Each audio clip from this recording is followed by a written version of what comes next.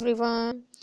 So our revision of chapter sound is going on, and in this revision we have finished up to question number 20 question तक हमने revision finish कर लिया है। अब revision of chapter sound में आपका बहुत कम पार्ट ऐसा है जो रिवीजन के लिए रह गया, because on all types of very short answer type questions we have finished, और बाकी जो दूसरे वेटेज वाले क्वेश्चंस हैं those are left only.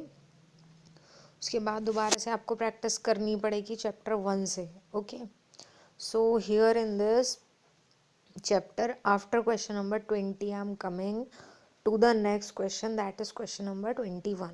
Okay, तो जो 21 वाला आपका क्वेश्चन है उसमें दे रखा है name the physical quantity which determines the pitch of a sound. तो इससे पहले जो 20th क्वेश्चन था एक बार उसको भी मैं रिवाइज कर दे रही हूँ, इसलिए क्योंकि both the questions are related.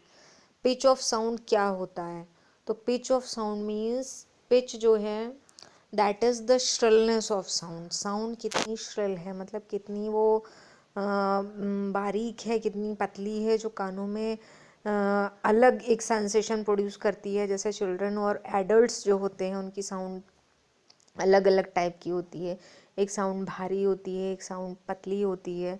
तो जो पतली साउंड होती है इसका मतलब it has more pitch. Okay, जैसे ड्रम बीट और बांसुरी, फ्लूट की जो साउंड है उसमें फ्लूट की बांसुरी की साउंड तीखी होती है, बारीक होती है, जो कान में लगती है। तो ऐसी वाली जो साउंड होती हैं जो पतली होती हैं, it means they have more pitch, और जो भारी होती हैं उनकी पिच कम होती है। तो पिच का मतलब होता है shrillness of the sound, that sound is shrill और इट इज ग्रेव। ओके, तो 21 क्वेश्चन में कहा गया है name the physical quantity which determines the pitch of a sound. ऐसी कौन सी फिजिकल क्वांटिटी है जिससे हम डिटरमाइन कर सकते हैं पिच ऑफ साउंड? तो श्रिलनेस यानी कि साउंड कितनी पतली है, या ग्रेवनेस मतलब साउंड कितनी भारी है, ये इस बात पे डिपेंड करता है कि साउंड वेव जो है उसकी फ्रीक्वेंसी कितनी है। और फ्रीक्वेंसी का मतलब होता है कि उसके अंदर जो है वो कितने ऑसिलेशंस हैं। जैसे एक डायग्राम मैंने ये बनाया और इसके ठीक नीचे I have made this diagram, तो दोनों में डिफरेंस आपको दिखाई दे रहा है। दोनों के एम्पलीट्यूड्स बराबर हैं, एक जैसा जो है वर्टिकल डिस्प्लेसमेंट है, और इसमें जो है दो ऑसिलेशंस हैं, one is this one is this, और नीचे वाली में ऑसिलेशंस कितने हैं? 3। तो इसमें ज़्यादा ऑसिलेशंस हैं, जिसमें नंबर ऑफ़ ऑसिलेशंस ज़्यादा होते हैं कहा जाता है कि उसकी फ्रीक्वेंसी ज़्यादा है, क्योंकि नंबर ऑफ़ ऑसिलेशंस का मतलब ही होता है फ्रीक्वेंसी। तो जिसकी फ्रीक्वेंसी ज़्यादा होगी उसकी पिच भी ज़्यादा होगी। तो लिखा है कि कोई कौन सी ऐसी फिजिकल क्वांटिटी है जो पिच को डिटरमाइन करती है। तो आप क्वांटिटी का नाम बताएंगे फ्रीक्वेंसी।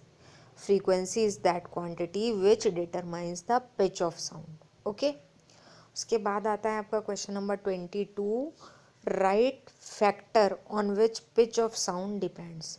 तो फैक्टर किन बातों पे पिच डिपेंड करती है? तो फैक्टर का मतलब होता है कि क्या चेंज होने से पिच चेंज होगी। तो जो फैक्टर हैं उनमें आप बता सकते हैं नंबर ऑफ़ ऑसिलेशंस, कि अगर नंबर ऑफ़ ऑसिलेशंस किसी भी साउंड वेव में नंबर ऑफ़ ऑसिलेशंस ज़्यादा हैं तो इसका मतलब उसकी जो पिच है वो अफेक्टेड होगी। यही फैक्टर है जो पिच को अफेक्ट कर सकता है।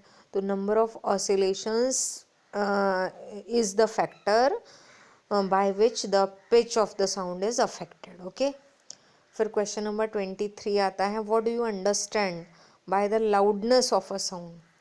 तो साउंड की लाउडनेस जो है वो कैसे आप क्या समझते हैं साउंड की लाउडनेस से? तो लाउडनेस का मतलब होता है, जैसा कि वर्ड से ही क्लियर है व्हाट इज़ लाउडनेस। पिच एक डिफरेंट वर्ड था जो कि मीनिंग से क्लियर नहीं हो रहा था पिच का मीनिंग क्या है, लेकिन लाउडनेस का मीनिंग आपको पता है। लाउडनेस मीन्स एक ऐसी साउंड जो बहुत ज़्यादा तेज़ सुनाई देती है।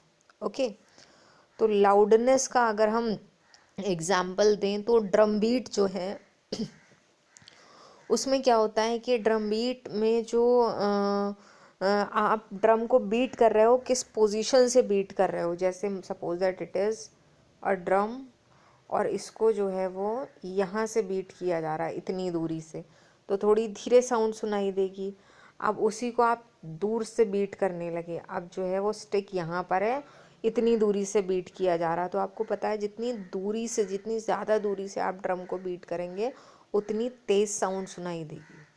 तो लाउडनेस ऑफ द साउंड का मतलब होता है कि इफ़ द साउंड हैज़, अब लाउडनेस डिपेंड करती, जैसे पिच डिपेंड करती थी फ्रीक्वेंसी पे, जितने ज़्यादा ऑसिलेशंस उतनी ज़्यादा फ्रीक्वेंसी।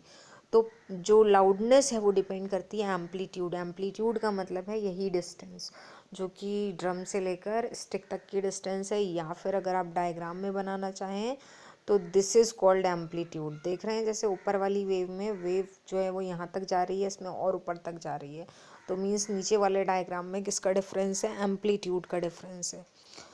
तो लाउडनेस का मतलब क्या होता है कि loudness is the measure of amplitude of the sound. Loudness depends on the amplitude of the sound, and if the sound is loud then it is having more intensity. आप ऐसे भी बता सकते हैं, क्योंकि साउंड लाउड है इसका मतलब वो तेज़ है, वो तेज़ होगी तो ऑटोमेटिकली उसकी इंटेंसिटी ज़्यादा होगी, तो it means sound has more intensity. Okay, फिर क्वेश्चन नंबर 24 आता है, what do you mean by the intensity. अब देखिए दोनों ही क्वेश्चन एक दूसरे से रिलेटेड हैं। What do you understand by the loudness में आप लिख सकते हैं it means sound has more intensity, और what do you mean by intensity में आप लिख सकते हैं कि it means sound is more loud. दोनों एक दूसरे से रिलेटेड हैं। अगर ऐसा वर्ड आता है तो आप इसका आंसर लाउडनेस में दे सकते हैं, अगर लाउडनेस पूछा जाता है तो आप उसका आंसर इंटेंसिटी में दे सकते हैं। ओके, तो take care of this thing that how to write the answer. ये बहुत इंपॉर्टेंट है कि आप आंसर कैसे लिख रहे हैं। Okay, now coming to the next, ये आपका 24 फिनिश हो चुका है। 25 क्वेश्चन जो है इसके बाद में, उसमें लिखा है right the SI unit of intensity of sound. तो इंटेंसिटी ऑफ साउंड की एसआई यूनिट याद रखिएगा, इट इज वॉट पर मीटर स्क्वायर। उसके लिए कोई पर्टिकुलर फॉर्मूला तो नहीं है जो आपको याद रखना है, लेकिन यूनिट आप याद रखिएगा। इसकी यूनिट होती है वॉट पर मीटर स्क्वायर, या फिर आप लिख सकते हैं जूल मीटर स्क्वायर पर सेकेंड। ये भी इंटेंसिटी की यूनिट होती है। ओके, वॉट पर मीटर स्क्वायर या फिर जूल मीटर स्क्वायर पर सेकेंड, तो ये यूनिट आपको लिखनी है। उसके बाद आता है क्वेश्चन नंबर 26। इसमें दे रखा है out of which of the following media the speed of sound is maximum. तो ये हो सकता है आपने ऑब्जर्व भी किया हो, आपने ध्यान दिया हो कि इनमें से कौन से मीडियम में साउंड की जो स्पीड होती है वो मैक्सिमम होती है, साउंड तेज़ सुनाई देती है, लाउड सुनाई देती है। तो मीडियम कौन से हैं, सॉलिड, लिक्विड और गैस। तो साउंड हमेशा आपने ऑब्जर्व किया होगा, जैसे आप एक प्रैक्टिकल एग्जाम्पल ले सकते हैं, एक एक्सपेरिमेंट करके देख सकते हैं। गैस, गैस का मतलब है एयर। जैसे अगर आप नॉर्मली किसी रूम में बोल रहे हैं तो आपके बोलने की साउंड, और सॉलिड मतलब आपने वहीं पर रखी एक आयरन टेबल को हिट किया तो वो वाली साउंड में से कौन सी तेज़ सुनाई देगी। तो ऑब्वियसली आपके बोलने की साउंड जो जो एक नेचुरल एम्पलीट्यूड है, मतलब जितना आप नॉर्मली बोलते हैं, चिल्ला के नहीं बोलना है आपको, नॉर्मली जितना बोलते हैं वो, और आयरन टेबल को हिट करने में आयरन टेबल की आवाज़ ज़्यादा तेज़ सुनाई देगी। और आपने ये भी ऑब्जर्व किया होगा कि जब कहीं शोर हो रहा होता है आसपास, किसी कोई काम ऐसा चल रहा है, कंस्ट्रक्शन कुछ चल रहा है, तो वो वाली साउंड की वजह से जो नॉर्मली हम जो टॉक करते हैं वो सुनाई नहीं देती है। तो इसका मतलब जो सॉलिड्स होते हैं उनमें साउंड तेज़ चलती है in comparison two liquids and gases. Okay, और उसका रीज़न भी है। रीज़न ये है कि सॉलिड के जो पार्टिकल्स हैं, ये आपको पता है, वो क्लोजली पैक्ड होते हैं, एक दूसरे के बिल्कुल पास में है, तो साउंड वेव्स को ट्रांसफ़र करना आसान है क्योंकि पार्टिकल लगभग टच कर रहे हैं एक दूसरे से।